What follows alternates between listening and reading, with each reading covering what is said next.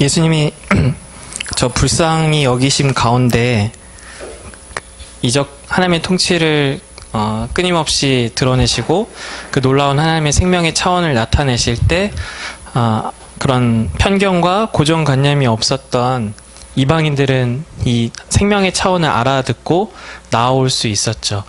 그래서 기독교 역사에서도 이게 확인이 돼요. 여기 이 마태복음 이야기, 이 유대 안에 있었던 예수님 당시에 있었던 이 이야기를 통해서도 이게 확인이 되지만 사도행전을 보면 기독교 역사에서도 이 부분이 확인이 되죠. 여전히 그런 그러니까 전통과 질서, 고정관념과 편견 이런 것 때문에 하나님의 통치를 못 알아보고 있는 그런 상황 가운데 이방인들이 하나님의 통치의 구원을 알아보고 나아오고 하나님께 영광 돌리는 그 일들을 통해서 유대인들이 놓치고 있었던, 잃어버리고 있었던, 망각하고 있었던, 왜곡하고 있었던 그 하나님의 통치를 인식하고 나아오게 되는 일이 벌어지죠.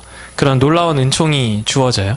그러나 그런 인식의 확장, 믿음의 발전이 결국에는 우리의 생명의 차원이 완전히 새롭게 지는 데서 온전해지는 것인데, 그 믿음이 작은 자였다가 믿음이 커지는 내 믿음이 너를 구원하였도다, 네 믿음이 크도다 하는 사건은 저 가나안 여인의 딸의 치유 사건을 보면 이 창조주 하나님과 피조물의 올바른 관계, 결국에 그 생명의 완성이 하나님께 있다, 하나님이 우리의 삶을 완성하신다라는 저 놀라운 그것이 약속되어 있다, 그 복음에 분명하게 붙들릴 때 그런 불쌍히 여기소서라는 고백도 탄식도 우리가 할 수 있는 거고, 그 손에 그 옷자락이라도 잡으면 구원을 얻겠다 하는 그런 간절함도 거기에서 나오는 거지, 그러한 인식이, 그러한 토대가 확실하지 않으면, 여기서 보면 다윗의 자손이라는 이 고백이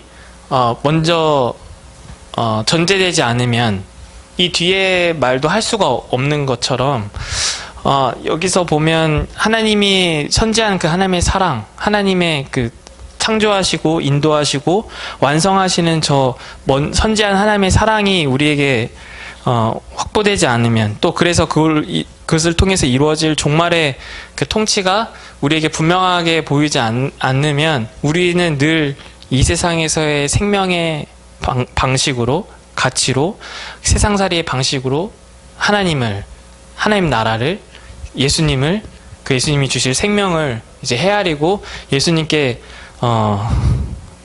구하게 되는 삶을 살아가는 것이죠. 우리가 예수님께 무엇을 구하고 있을까? 떡이 없어서 수군거리고 있을까? 아니면 불쌍히 여겨달라고 외치고 있을까? 라는 생각에서 보면 그게 뭐 별거 아닌 것처럼 느껴질 수도 있지만, 깊이로 들어가면 정말 토대가 다르다라는 사실을 확인할 수가 있어요. 이제 그렇다면 이 믿음이 없고 항변하고 수군거리고 여기 고난 앞에서 물에 빠지는 이 믿음이 작은 자, 의심하는 상황 가운데서 우리는 어떻게 하면 믿음이 풍성해질 수 있을까요? 믿음이 더욱더 강해질 수 있을까요? 믿음이 저렇게 큰 자가 될 수 있을까요? 여기서 보면 예수님이 실족하지 않게 하기 위해서 나와 너를 위하여서 주라고 말씀하세요. 예수님이 실족하지 않게 하기 위하여 나와 너를 위하여 주라고 하시는데, 제자들의 상황을 이제 살펴볼게요. 여기서는 두 번째 교회 설교 본문인데요. 교회 설교 첫 번째 단락은 누가 크냐에 대한 논쟁이에요. 누가 크냐의 교훈인데, 이제 제자들이 그때에 예수께 나와 이르되 천국에서는 누가 크니까? 라고 물어요. 천국에서는 누가 큽니까? 지금 천국을 어떻게 생각하고 있는지가 드러나죠. 천국을 어떻게 생각하고 있고 바라보고 있는지 예수님이 지금 계속해서 이적을 통해서 하나님의 통치를 드러내셔서 그 이적을 통해 드러냄으로 그 구약에 예언되어 있던, 구약에서 예표했던 그 하나님의 통치가 예수님을 통해서 드러난 것을 확인하면서 거기 안에서 이방 그런 어떤 제한들이 있었지만, 편견과 고정관념 때문에 제한이 있었지만, 이방인들이 구원을 받는 사건을 통해서 그들의 신앙이 다시 눈이 열리고 다시 저런 살아계신 하나님의 아들이라는 고백을 하면서 나왔지만, 뒤에 항변이나 귀신 들린 아이 치유를 못하는 장면을 통해서 본 바로는 그들이 믿음이 겨자씨 하나만큼도 없었다라는 사실과 연관해서 보면 그들이 천국을 여전히 오해하고 있다라는 사실이에요. 그들이 천국에서 여전히 누가 크고 누가 작고 누가 높고 누가 낮고 어떤 이 세상에서의 차원으로 지금 하나님의 통치를, 천국을 헤아리고 있다라는 사실이 드러나죠. 그때 예수께서 한 어린아이를 불러 그들에게 세우고 이르시되 어린아이들과 같지 아니하면 결단코 천국에 서지 못하니라. 어린아이와 같지 못하면 천국에 서지 못한다. 이 어린아이와 같은 사람이 누구일까요? 네, 이 생명의 토대 앞에서 전적으로 하나님의 토대를, 통치를 의존하는 사람이 어린아이와 같은 사람이겠죠. 예를 들면 여기서 가나안 여인과 같은 사람, 또 여기서 보면 귀신 들린 아이를 예수님께 데리고 나온 사람, 불쌍히 여기소서라고 말할 수 있는 사람이 바로 이 어린아이와 같은 사람이라고 볼 수 있죠. 반면에 스스로 이 생명의 차원을 세상의 그런 차원으로, 이 세상에서의 생명이 있다 없다 하는 차원으로 헤아리면서 그런 차원에서 전통과 질서를 가지고 헤아리고 있는 이들은, 또는 그것을 의심하고 있는 이들은 나를 불쌍히 여기소서라는 저 고백을, 심령이 가난한 자로서의 저 고백을 할 수가 없겠죠. 이 어린아이와 같이 되지 못할 수 있겠죠. 그런 자들이 못하면 천국에 들어가지 못하리라 하고, 어린아이와 같이 자기를 낮추는 사람이 천국에서 크니라. 어린아이와 같이 낮추는 자, 천국에서 크다. 어떻게 하면 어린아이와 같이 자기를 낮출 수 있을까요? 앞에서 말씀을 보면 어떻게 하면 자기를 부인하고 자기 십자가를 지고 따를 수 있을까? 이 세상에서의 생명의 차원으로는 절대 우리는 낮아질 수가 없어요. 높아지고, 어떻게든 높아지고자 하고, 높아지지 못하면 또 다른 걸로 의의를 삼거나 아니면 자기 연민에 떨어지거나 할 텐데, 어린아이와 같이 자기를 낮출 수 있는 사람은 저 하나님, 예수님이 가져오신 하나님의 생명의 차원에서만 우린 낮춰질 수 있어요. 저 궁극적인 죽음 앞에서 구원하는 저 하나님의 생명의 능력, 우리를 창조하고 인도하고 완성하는 저 생명의 능력 앞에서만 우리는 비로소 우리의 한계를 인식하고, 거기 앞에서 우리가 전적으로 무능력하다라는 사실을 고백하지 않을 수 없으며, 거기 안에서 그 생명을 구하는 자로서 불쌍히 여기소서라는 고백을 할 수 있는 이 어린아이가 될 수 있는 것이죠. 이 예수님이 가져오신 저 감추인 보아인 저 생명의 완성의 현실이 아니면 우리는 절대로 낮아질 수가 없다라는 사실입니다. 또 그 다음에 보면 누구든지 내 이름으로 이런 어린아이 하나를 영접하면 곧 나를 영접하는 것이니. 이 말도 약간 그런 중의적인 의미가 있어요. 근데 먼저 의미를 보면 어린아이와 같은 하나를 영접하면, 받아들이면, 그와 같은 삶을 인정하면, 그의 삶을 존중하면이라는 뜻이 되겠죠. 영접하면 예수님을 영접한다라는 거예요. 그러니까 이런 삶의 토대를 무시하지 않고, 그러니까 겨자씨 하나만큼의 믿음만 있어도 그러지 않게 되겠죠. 그러나 겨자씨 하나만큼의 믿음이 없다는 것은 믿음이 아예 없다는 거니까 어린아이를 영접할 수가 없다는 거예요. 또 다른 의미로 보면 이제 이게 마태 공동체의 상황에서 이제 살펴보면 어린아이와 같은 자를 영접해야 된다라는 말이 무슨 뜻인가를 좀 하나 더 깊게 볼 수가 있어요. 근데 제가 이 부분을 말씀을 드리는 게 때로는 좀 헷갈리게 하는 것 같기도 해서 좀 조심스러운 부분이 있는데, 일단은 우선 쭉 본문을 보고 그 다음엔 뒤에 가서 잠깐 얘기하도록 할게요. 이제 두 번째로는 작은 자 실족에 관한 교훈 부분이에요. 그래서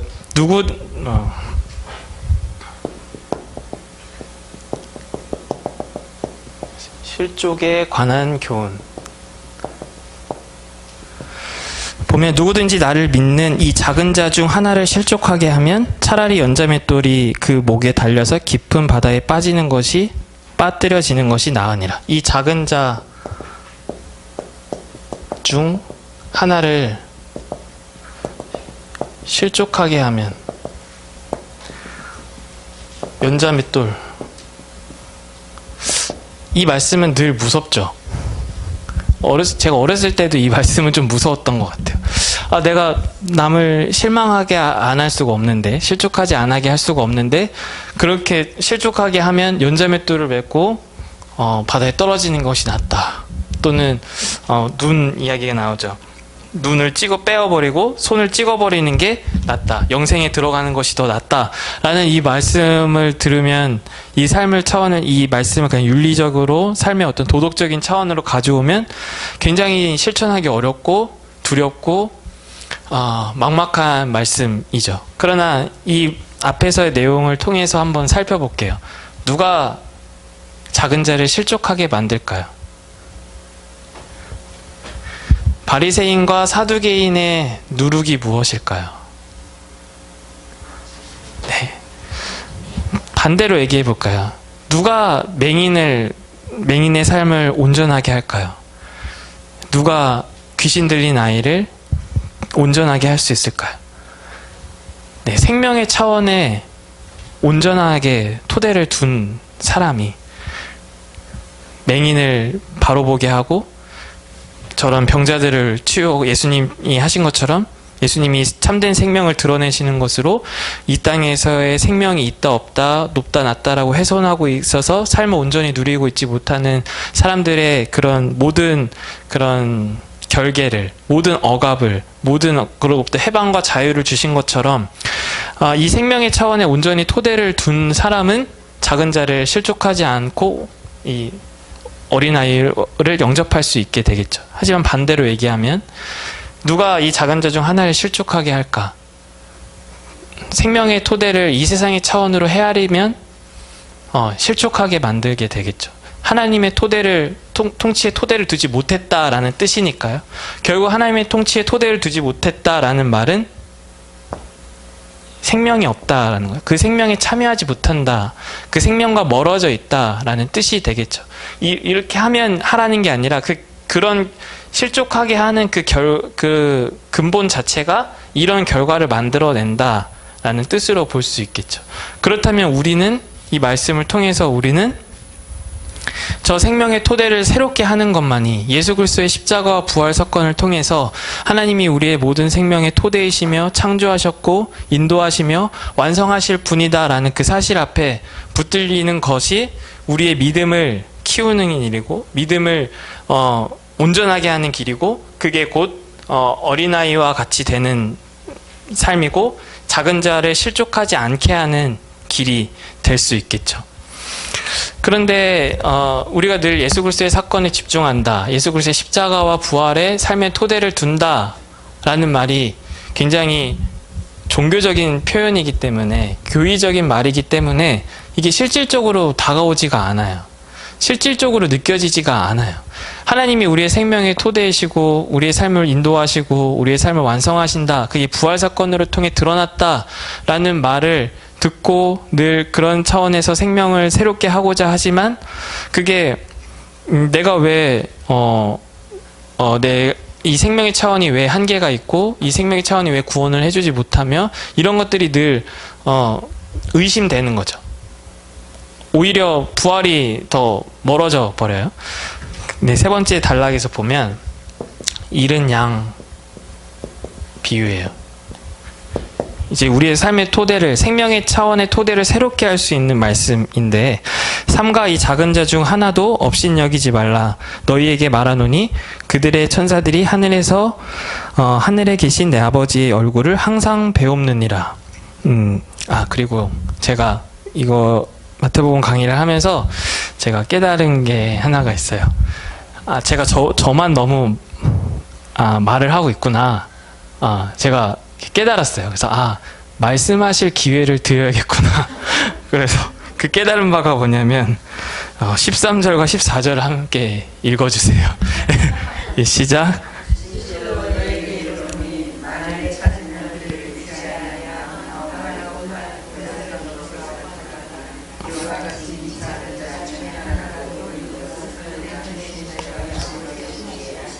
네, 이 생명의 차원, 이 부활을 통해서 드러난 생명의 차원은 우리의 삶을 완성한다라는 거예요. 지금 99마리 뿐만 아니라 남은 한 마리도 구원하는 하나님의 그런 자비를 얘기하고 있는데, 이 세상은 이 99마리의 방식으로 생명을 헤아려요. 한 마리 정도 읽는 거 괜찮다라고 여겨요. 99마리만 구원할 수 있다면.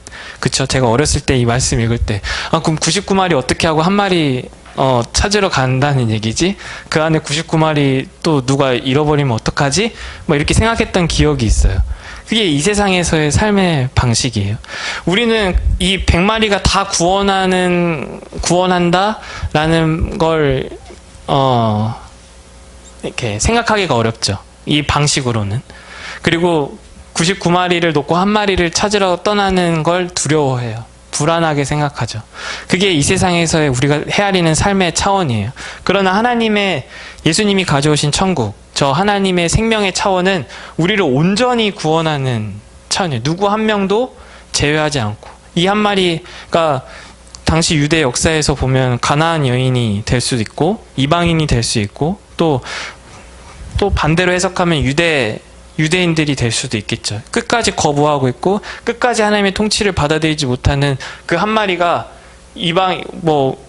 전통적으로 보면, 질서로 보면, 고정관념과 편견으로 보면 이방인이겠지만 반대로 보면 유대인이 될 수도 있고, 또 더 넓게 생각하면 제자들이 될 수 있고, 더 넓게 생각하면 바로 내가 될 수 있는 사실이죠.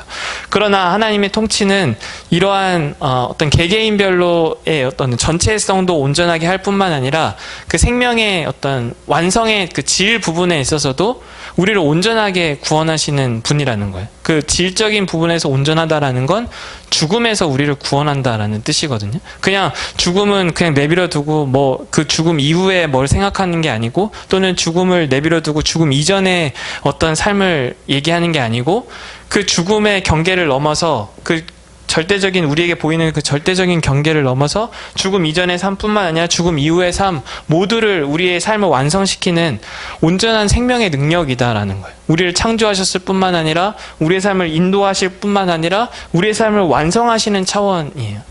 그것은 어떻게 우리가 비유할 수도 없고 우리가 어떻게 이렇게 나타낼 수도 없어요. 우리의 삶이 하나님에 의해서 완성이 된다.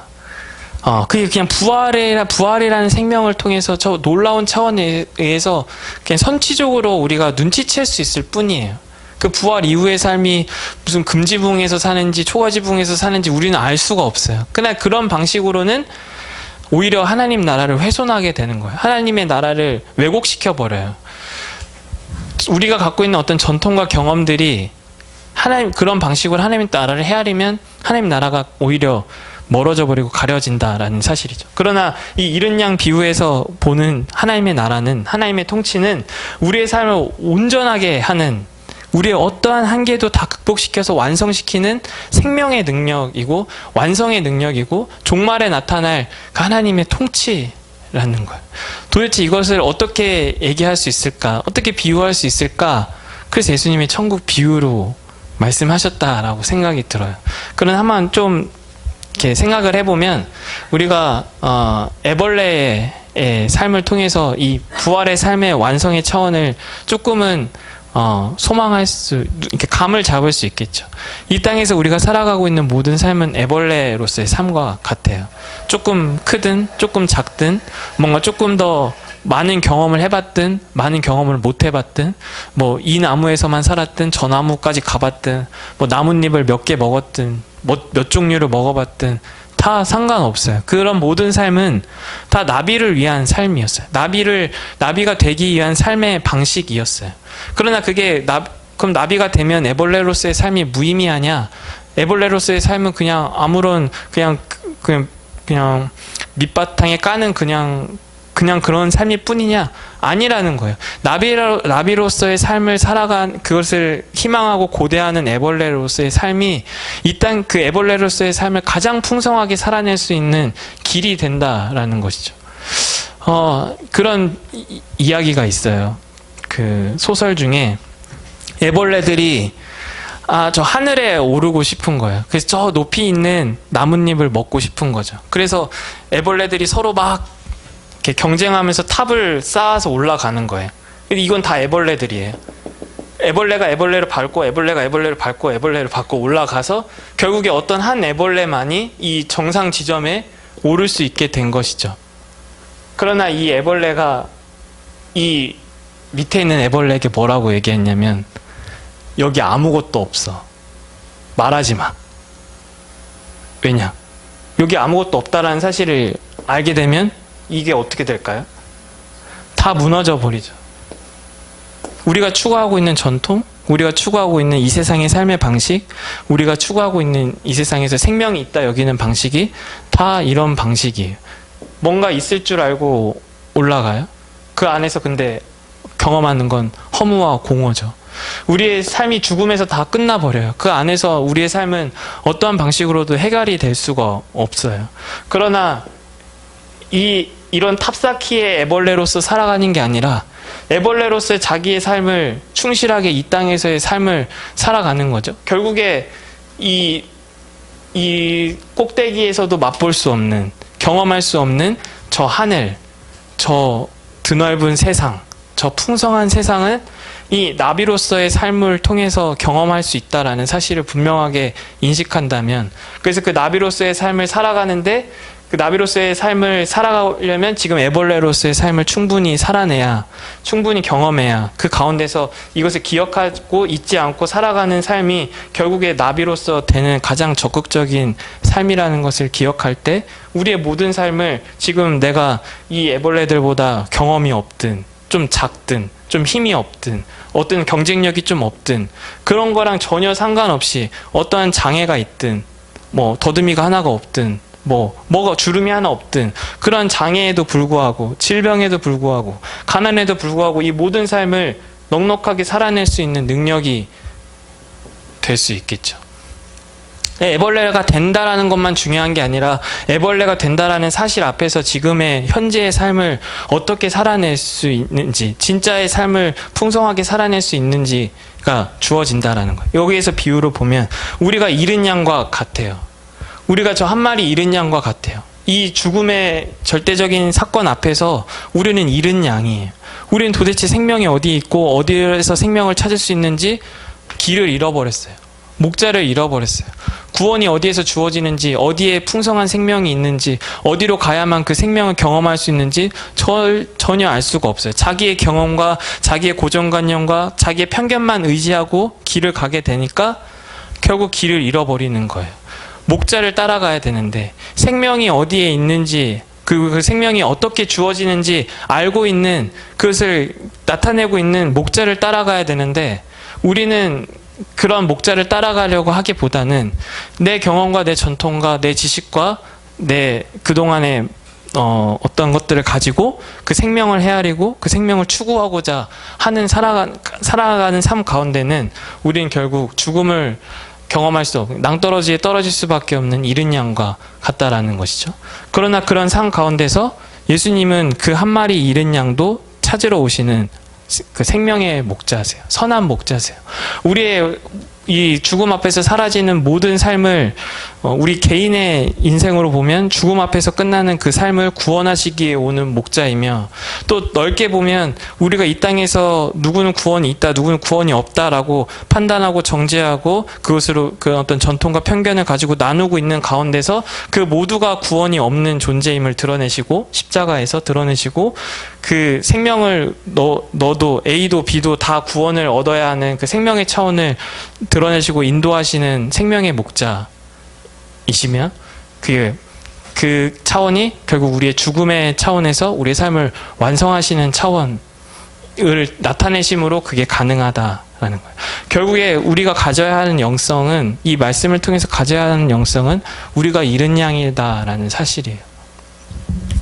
내가 잃은 양이다라는 사실 앞에서만, 그래서 예수님에 의해서만 찾은 바 되었고 그 길을 가게 되었고 그래서 생명을 얻게 되었다라는, 그러나 나는 잃은 양이었었다, 예수님을 통해서 그 자비를 경험하고 그 사랑을 경험했다라는 사실을 늘 기억하는 그 영성만이, 거기에 늘 삶의 토대를 두는 것만이 우리가 어린아이와 같이 천국을 기다리는, 구하는 삶이고, 또 다른 사람들을 실족하지 않은 작은 자를, 어떤 작은 자, 어떤 생명의 통치에서 훼손된 멀어져 있는 어떤 작은 자를 실족하지 않게 할 수 있는 가장 적극적인 삶의 방식이 될 수 있다라는 거예요.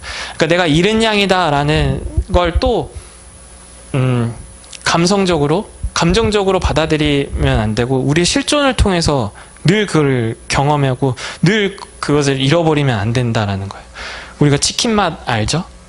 그러나 치킨 맛 알아. 저거 먹으면 안 돼. 이런 방식으로 세상은 다이어트해요. 왜요? 그게 우리에게 나쁜 결과를 불러일으키잖아요. 밤에 그 치킨을 먹는 게. 그러나 구원은, 복음 사건은 반대라고 얘기했어요. 우리가 복음 사건 알아요. 구원 사건 알아요. 그게 어떠한 차원인지 늘 기억하고 있고 그걸 정보적으로, 지식적으로 알고 있어요. 그러나 거기에 늘 내가 그걸 맛보지 않으면, 거기서 맛보고 그게 나의 삶의 능력이 되고 에너지가 되고 삶의 원동력이 되지 않으면 그 실제로 경험하는 게 아니라는 거예요. 치킨을 먹어야 맛도 느끼고 만족도 느끼고 에너지도 얻고, 그래서 거기에 치킨의 맛이 더 깊어지는 것처럼 복음의 사건도 마찬가지라는 거예요. 우리가 잃은 양이라는 사건 앞에서 예수님을 통해서 우리는 어떤 행위로도 그 놀라운 경험과 전통과 역사와 그런 생생한 그런 함께했던 기억이 있음에도 불구하고 자기 의에 떨어져서 결국에 자기 의를 의존하는 것 때문에 남을 판단하거나 아니면 헛된 기대를 하거나 스스로 교만하고 있거나 아니면 남을 인정해주는 저 하나님이 부정하다라고, 하나님은 못되다라고 아예 거부해버리는 이런 고질병에 떨어져 있는 우리가 예수님을 통해서 오로지 믿음으로 그 자기 의에 갇히지 않고 자기 행동에 걸려 넘어지지 않고 하나님께 나의 삶의 토대를 둠으로 칭찬받는, 인정받는 삶을 살게 되었다. 그게 내가 잃은 양이었다가 다시 찾은 바 되었다라는 그런 영성 앞에 설 때에 우리가 그 진짜 삶의 능력을 이 현재의 삶에서 누리면서 살아갈 수 있게 된다라는 것이죠. 네 번째 단락 보면 이게 좀 더 깊어져요. 네 번째 보면 죄 지은 형제에 대해서 어떻게 대한 교훈이에요.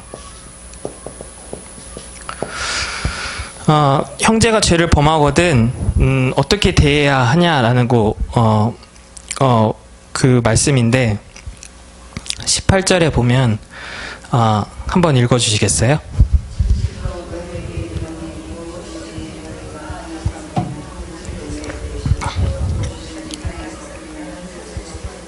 네, 죄 지은 형제에 대한 말씀을 하시면서 이제 앞에 천국 열쇠 하셨던 천국 열쇠 주시겠다 하시는 말씀을 이제 이렇게 이어서 볼 수 있는데, 여기서 보면 상대하여 권고하고 또 한두 사람이 데리고 가서 확증하게 하고 또 교회에 말하고 이방인과 세리와 같이 여기라 라는 거예요. 교회에 가서 말하고, 이런 표현이 마태복음 공동체의 상황이 담겨져 있거든요. 아까도 교회 교회 얘기가 나오죠. 여기도 교회 얘기가 나와요. 마태복 공동체의 상황 가운데서 이 이야기를 이제 하는 이유가 이 우리가 잃은 양이라는 이 구원의 사건, 생명을 얻은 사건, 생명의 차원이 달라진 사건의 근거에서 죄지은 형제들을 이 마태 공동체 안에서 죄지은 형제들을 어떻게 대할 수 있냐, 대해야겠냐라는 거죠. 서로 누가 크냐, 누가 더 옳으냐, 누가 더 맞느냐 경쟁하고 있는 상황. 크게 보면 유대교와 마태 공동체의 상황이겠죠. 또 작게 보면 마태 공동체 안에서의 어떤 상황이겠죠. 또 이것도 마찬가지예요. 죄지은 형제에 대한 교훈. 도대체 마태 공동체는 유대교를 어떻게 대해야 할까? 또는 마태 공동체는 유대교에 배교하려는 형제들을 어떻게 대해야 될까? 또는 마태 공동체는 유대교로 돌아갔다가 돌아온 형제들을 어떻게 대해야 될까? 라는 사실 앞에 우리가 잃은 양이라는 사실, 잃은 양이었다가 예수 그리스도의 은혜를 통해서 구원을 받았다라는 이 생명의 토대가 늘 분명하지 않으면 거기에서 발생하는 차이들, 거기서 발생하는 경쟁들, 거기서 발생하는 어떠한 이 세상에서의 그 안에서의 기득권을 가지고 전통을 가지고 질서를 가지고 고정관념과 편견을 가지고 또다시 생명을 헤아리고 실족하게 만드는 일들이 벌어질 수 있겠죠. 하지만 이 잃은 양 비유를 통해서 다시 이 차원이 다시 잃은 양 비유의 영성을 통해서 누가 크냐 또 작은 자의 실족을 살펴볼 수 있듯이 잃은 양 비유의 이 영성을 통해서 죄 지은 형제를 어떻게 대해야 되는지 또 더 나아가서 5번째 보면 용서에 관한 부분이죠. 7번씩 1번까지 용서해라 라고 말씀하시는데 어떻게 하면 우리가 7번씩 70번까지도 용서할 수 있는가? 잃은 양의 이 영성이 아니면 우리가 생명의 차원을 새롭게 하지 않으면 우리가 잃어버린 이 죽음의 그늘 앞에서 생명을 완전히 잃어버린 자로서 예수 그리스도를 통해서 새롭게 생명을 얻게 되었다. 저 율법이 요구하는 바를 이루지 못하고 있었는데 거기에 응답하고 있지 못했는데 예수 그리스도를 통해서 나타났고 예수 그리스도를 통해서 우리가 그 하나님의 요구에 하나님의 뜻에 응답하게 되었다라는 사실에 보면 이제 우리가 7번씩 70번도 용서할 수 있는 그 삶의 능력이 나타나겠죠. 그것을 이제 종합적으로 얘기하는 게 여기 만달란트 비유예요. 만달란트 탕감 받은 종이에요. 앞에 이야기까지는 한번 살펴볼까요? 천국은 그 종들과 결산하려 하던 어떤 임금과 같대요. 천국은 어떤 임금과 같은데 그때 만달란트 빚진 자 하나를 데려오매 갚을 것이 없는지라. 우리의 삶이죠. 우리는 죽음 앞에서 어떠한 것도 그것을 해결할 능력이 없어요. 그 앞에서 스스로 극복할 수 있는 능력이 전무해요. 어린아이와 같아요. 그런데 우리는 사실 그런 사실을 놓치고 살아가죠. 갚을 것이 없는지라. 잃은 양이고 어린아이와 같은 그 상황이에요. 그러나 그래서 주인이 명하여 그 몸과 아내와 자식들과 모든 소유를 팔아서 그 갚게 하리라 하니 그래도 갚을 수 없어요. 이 모든 것들을 다 팔아도 내 삶을 모든 걸 다 소비하고 던져도 내가 죽음에서 건짐을 받을 수 없는 것과 마찬가지로 우리의 삶은 그러한 비참한 가운데 처참한 가운데 떨어져 있는 것이죠. 그런 가운데서 그 종이 엎드려 절하며 이르되 참으소서 다 갚으리이다. 그 종이 불쌍히 여기소서라는 고백과 같은 고백을 하는 거예요. 내가 참으소서, 내게 자비를 베풀어 주셔서, 내게 조금만 그 인자를 베풀어 주셔서라는 고백이에요. 그때 그 종의 주인이 불쌍히 여겨 놓아 보내며 그 빚을 탕감하여 주었더니 우리가 그 무엇으로도 갚을 수 없는 그 빚을, 그 어둠을, 그 죽음을 예수님이 단번에 해결해 주셨어요. 단번에 그 길을 열어주셨어요. 단번에 그 생명의 길을 베풀어 주셨어요. 나타내 주셨어요. 우리는 그 생명을 경험한 사람이에요. 우리가 만달란트 탕감 받은 사람과 같은 사람이에요. 근데 이 만달란트 탕감 받았다라는 말이 이 죽음의 차원에서만 이게 분명하게 인식이 되지 그 다른 차원에서 생각을 하면은 또 감상적으로 떨어질 수가 있어요. 우리는 이 생명의 깊이에서, 생명의 차원에서 늘 이 세상에서의 삶의 방식으로 생명이 훼손되는, 그래서 그런 방식으로 천국마저도 헤아리고 있는 그 상황 가운데서, 천국에서 누가 크냐라고 말하는 상황 가운데서 우리는 이 만달란트 탕감받는 은혜를 통해서 예수 그리스도의 십자가와 그 부활의 사건을 통해서 오로지 믿음으로 하나님께 이룰 수 있는 그 은혜를 얻은 사람으로서 탕감받았어요. 그랬는데 그가 밖에 나가서 100데나리온 동료, 빚진 동료를 한 사람을 만나 붙들어 목을 잡고 이르되 빚을 갚으라. 100데나리온, 비교할 수 없는 돈이에요. 지금 아예 화폐 단위로 비교가 될 수 없는 이 차원을 빚진 사람을 만나서 갚으라고 하는 거예요. 그리고 그 사람도 나에게 참아주소서, 나에게 자비를 베풀어 주소서 라고 얘기하되 그 30절에 그 사람은 허락하지 아니하고 이에 가서 그가 빚을 갚도록 옥에 가두어 버렸어요. 우리가 받은 이 생명의 차원을 늘 잃어버리고 망각하고 이 세상에서의 삶의 차원으로 또 헤아려 버리는 거죠. 그게 어린 이 작은 자를 실족하게 하는 방식이고, 지금 여기에서는 그 사람에게 자비를 베풀지 않고 받은 은혜가 무엇인지 생각하지 않고 헤아려 버리는 것이에요. 그럴 때 그 동료들이 이것을 보고 몹시 딱하게 여겨 주인에게 가서 그 일을 다 알리니 이의 주인이 그를 불러다가 말하되 악한 종아, 내가 빌기를 내가 내 빚을 전부 탕감하여 주었거늘 33절에 내가 너를 불쌍히 여긴 것 같이 너도 내 동료를 불쌍히 여김이 마땅하지 아니하냐 하고 주인이 노하여 그 빚을 다 갚도록 그를 옥졸들에게 넘기니라. 우리가 믿음이 풍성하게 되는 길은 그 하나님이 주신 선물로 예수 그리스도를 통해 주신 그 저 생명의 사건에 의심하지 않고 그 생명에 풍성하게 참여하게 되는 길은 우리가 그 예수 그리스도의 사건에 어린 양과 같은 영성으로 늘 참여할 때 그 생명의 능력이, 생명의 신비가 더욱더 풍성해지고 나의 삶의 능력으로 다가오게 되는 것이에요. 그게 관념적으로 남아있지도 않고 그게 어떤 피상적으로 남아있는 것도 아니에요. 하지만 그게 또 강제적으로 이루어지는 것도 아니에요. 만달란트 탕감 받았으니까, 이제 구원 받았으니까 너는 성화의 삶을 살아라 라고 말한다고 해서 성화의 삶을 살 수 있는 게 아니에요. 믿음의 사건, 칭의의 사건이 전제되지 않고 거기에 깊이 연루가 되어 있지 않으면, 예수 그리스도와 긴밀하게 연결되어 있지 않으면 성화의 삶은 우리의 능력으로는 불가능한 일이에요. 그거는 외식에 떨어지는 일이고 또 다른 자기의에 떨어지게 되는 생명 없는 일이 되어버린다라는 거죠. 우리가 이 용서의 삶을 늘 살아가고자 하지만, 또 그렇게 해야 된다고 생각하지만, 우리의 삶은 어쩌면 이 만달란트 탕감을 받았지만 100데나리온을 용서해주지 못하는 어떤 이 사람과 같을지도 몰라요.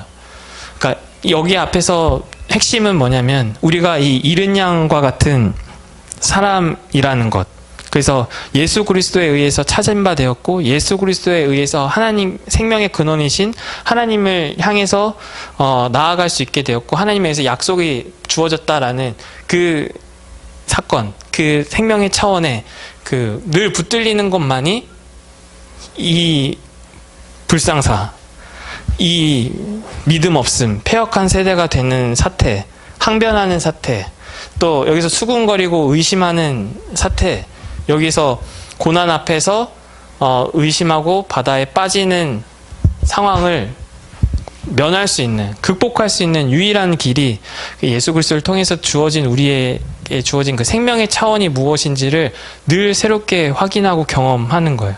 늘 새롭게 확인하고 경험하는 일은 예수 그리스도의 십자가와 부활 사건에서 구별이 되는 것이지 우리에게 어떠한 다른 길이 없다라는 거예요. 우리가 스스로 객관적으로 바라볼 수 있는 능력이 없어요. 진리의 차원을 스스로 꿰뚫어 볼 능력이 우리에게 없어요. 제가 성경을 왜 공부해야 하는지, 성경 공부가 왜 필요한지를 시작할 때 함께 나누었습니다. 우리는 늘 생명의 차원을 훼손당해요.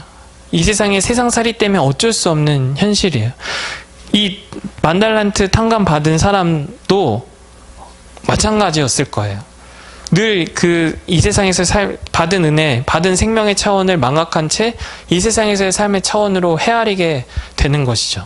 그렇게 되면 결국에 받은 그 은혜도 잃어버리게 되는, 그래서 옥에 갇히게 되는 그런 상황 가운데 떨어질 수밖에 없는 것이죠. 그래서 35절에 보면 너희가 각각 마음으로부터 형제를 용서하지 아니하면 나의 하늘 아버지께서도 너희에게 이와 같이 하시리라. 어떤 실질적으로 나한테 미움을 주는 어떤 사람을 용서해야지, 어떤 그런 구체적인 적용을 얘기한다기보다는 우리가 하나님 용서를 어떻게 할 수 있는가, 우리는 왜 용서해야 하는가, 어떻게 하면 용서할 수 있는가, 그 본질을 지금 꿰뚫어보고 바라볼 수 있고, 거기에 삶의 토대를 둘 때에만 그 우리의 믿음이 저렇게 하나님의 구원의 경륜에 의해서 이방인의 구원을 통해서 우리의 편견이, 고정관념이, 믿음의 적음이, 의심이 극복이 되는 것처럼 지금 우리의 이 상황도 이런 차원에서 극복이 되어 간다라는 거예요. 참여하는 것으로, 어떤 거기에 삶의 토대를 두는 것으로, 일치하는 것으로, 예수 그리스도를 따름으로 거기에서 우리의 믿음이 점점점 커지는 거예요. 그러니까 그게 치킨 맛을 안다고 그게 맛을 알고 끝나는 게 아니라 실제로 먹고 맛봐야 만족도 있고 삶의 능력도 있고 에너지도 있고 또 맛을 깊이 헤아릴 수 있게 되는 그런 감각도 갖게 되는 것처럼, 이 예수 그리스도의 복음 사건도 우리가 늘 그 삶 가운데서 이 성경을 통해서 조명을 받고 인식하고 거기에 생명의 차원을 새롭게 하는 은총을 덧입어서 우리의 삶을 새롭게 하는 방식, 그러니까 우리의 삶을 새롭게 헤아린다라는 거죠. 그전에는 누가 크냐라는 방식으로 천국을 헤아렸다면, 그전에는 이 작은 죄를 실족하게 하는 방식, 그러니까 천국을 훼손하고 천국으로 생명의 차원을 왜곡된 방식으로 전해서 실족하게 하는 방식이었다면, 이제 우리의 이른 양 비유를 통해서, 예수님의 가르침을 통해서 이 죽음 가운데서 건지신 저 생명의 차원을 새롭게 함을 통해서 우리는 이제 죄 지은 형제도 용서할 만큼, 또 용서를 7번씩 70번까지 할 만큼 우리는 우리의 처절한 삶의 한계와 그 죽음의 그늘 앞에서 구원받은 영성으로 살아갈 수 있다, 살아가야 한다라는 것이죠. 마지막으로 좀 보고 마칠 것은 천국의 열쇠 본문이에요.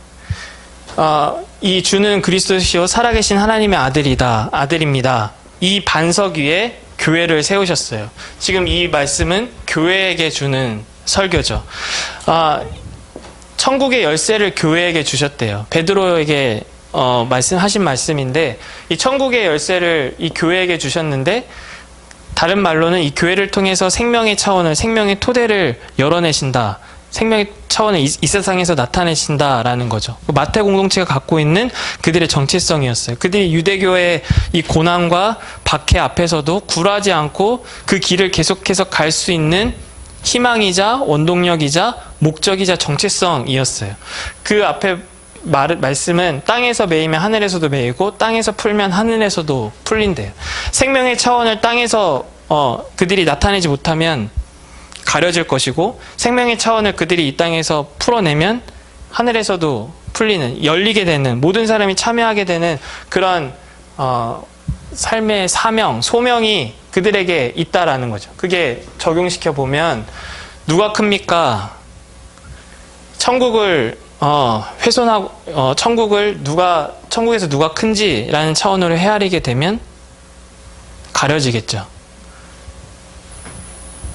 천국을 작은 자를 실족하는 방식으로 천국을 헤아린다면 가려질 거예요. 또는 천국을 여는 방식으로, 더 정확하게 얘기하면 이른 양 비유, 또 만달란트 탕감받은 종으로서의 그 영성의 근거에서 그 생명의 토대를 정말 그 부활의 차원, 생명의 완성의 차원으로 두고 그 가운데서 죄 지은 형제들을 그 생명으로 헤아릴 수 있다면, 땅에서 풀면 하늘에서도 풀리게 되는 교회의 능력이 나타나겠죠. 또 7번씩 70번도 용서할 수 있는 그게 이제 행위적인 부분이 아니라는 걸 잘 아실 거예요. 이 땅에서도 풀면 하늘에서도 풀리는 일이 교회를 통해서 나타나게 되겠죠. 이게 그냥 단순한 말이 아니에요. 우리가 이런 얘기를 많이 듣죠. 뭐 손양원 목사님처럼 그렇게 용서해야 된다. 또는 뭐 그런 얘기들 많죠. 선교사님들이 뭐 선교하러 가셨다가 거기에서 뭐 이렇게 순교 당하시고 뭐 그런데 이제 용서하고 그래서 그러니까 그런 행위적인 차원을 얘기한다기보다 또 그런 게 잘못됐다라기보다 그것이 담겨져 있는 그 본질을 우리가 꿰뚫어 보고 늘 거기에 우리의 삶의 토대를 둘 수 있어야만 그런 외적인 실천, 외적인 행동을 떠나서 우리가 늘 그 생명을 풍성하게 누리는 정말 우리의 믿음이 산을 옮길 만한 그런 우리의 삶을 모든 삶을 질적으로 변화시킬 만한 그런 삶의 능력으로 나타날 수 있다라는 거예요. 당시에 이 말씀은 마태 공동체에게 주어진 교회의 설교 말씀이에요. 당시에 이들에게 유대교 지도자, 유대교 질서는, 유대교 전통은 그들의 삶에 어떤 긴밀히 연결되어 있는 그들의 삶과 긴밀하게 연결되어 있던 거였죠. 같이 공유하고 있었던 거예요. 뿐만 아니라 어떤 부분도 있었냐면 그들에게 바람과 같은 거센 풍랑과 같은 박해와 핍박을 불러일으키는 대상이었어요. 그래서 그 앞에서 마태 공동체는 고민할 수밖에 없었어요. 유대교로 다시 돌아갈 것인가? 아니면 계속 여기에 이 상황 가운데 남아있을 것인가? 그런 상황 가운데 믿음이 흔들리고 의심되는 상황이에요. 예수 그리스도를 통해서 주어진 저 생명의 통치가 의심되는 상황이에요. 그게 정말 우리를 구원하는 상황인가? 정말 예수님의 부활이 정말 하나님의 통치일까? 그게 정말 분명했던 사실이었을까? 뭐 온갖 의심과 온갖 염려와 두려움이 그들의 마음을 흔들었겠죠. 그들의 삶을 뒤흔들었겠죠. 그 가운데서 천국에서 누가 크냐? 천국에서 유대교가 인정받을까? 개신교가 인정을 받을까? 그들의 가운데서 누가 실족하게 만들고 있을까? 생명의 차원을 어떻게 헤아리고 있을까? 또 죄지은 형제, 유대교를 또는 유대교의 형제를 그들의 그런 관계 속에서 어떻게 대해야 될까? 또 용서를 7번씩 70번씩 어떻게 할 수 있을까라는 부분은 정말 실존적인 부분이었어요. 실제적인 부분이었어요. 그러나 그런 그들의